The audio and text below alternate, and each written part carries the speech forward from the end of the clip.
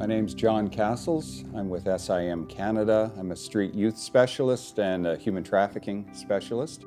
I primarily help the local church and youth agencies engage in ministry with at-risk and exploited young people in their own communities. We're dealing with young people who are vulnerable and becoming exploited in the sex industry in communities right across Canada. My mom was a single parent. She raised my older sister, my younger brother, and myself on her own, and she couldn't cope, so she abused drugs quite a bit. She was very, very abusive, and that's kind of where my story starts. My mom was very absent. She was in the house, but she was not a parent. I started taking care of my brother when I was about 4.5, and it was shortly after that I remember changing diapers, and then it was more full-time when I was 10. I left when I was 15, and I decided to complete my high school while working and college as well. I got my diploma in finance, and from there I started working. I got a really good job with one of the biggest banks. I was working in their head office, and I was making really good money, and about 6 months in, I ended up quitting my job. I was looking around and I was really good in sales, and I was approached by this guy who I had met through mutual friends. He was working for this multi-level marketing company. He was supposed to teach me what to do, how to be successful. Somehow or another, he had convinced me to start working in strip clubs. So my mentor in this multi-level marketing company, he ended up becoming my pimp. From the strip club, I was moved into a hotel, and from the hotel, I ended up being held captive in a condo.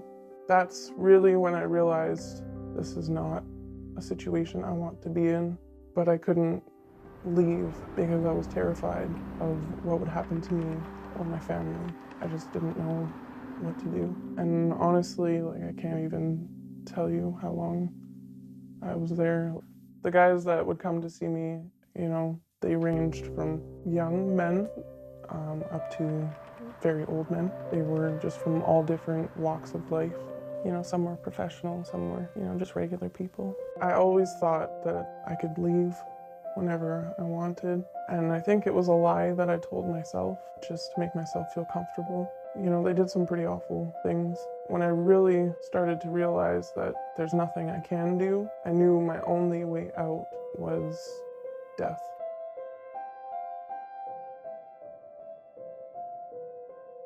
And it wasn't until one random day, and I have no idea why this happened. The place I was being held in was raided by police from a different district than we were living in. He had gotten arrested. Well, it was a year ago that I sat with Laura, and I asked her about the fact that she was going to have to go to court and testify against her former abuser.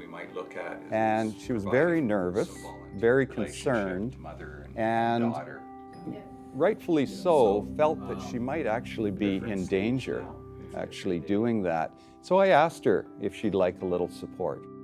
And she said, "What do you mean?" I said, "What if a few of us men would come alongside you? Maybe we could attend court with you. Would you find that helpful?" And she said, "Oh my goodness, could you do that?" And I said, "Sure. Would you like 2 or 3 of us?"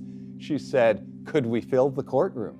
And so we jumped in with both feet, and we had a tremendous learning experience. And for Laura, that was a tremendous blessing for her as she came into this situation very fearful and completed her time in court feeling very victorious. Sometimes it seems like you're alone, but really you're not. There are, like I said, there's people you can talk to, but just even praying and just having faith in God, that definitely can help. And God is the only person who can change everything in an instant. And realistically, if you end up in a situation like this, just call out to God. I never expected to have so much support. To be honest, I didn't expect anybody to support me at all through this trial, and It's really nice as a woman who has experienced all this stuff and all this, it's nice to see good men because you don't really know they exist. So having this group is just more than beneficial because I really got to see some really decent, good men, and if it wasn't for this ministry supporting me and all these people around me, I might not have made it to this day.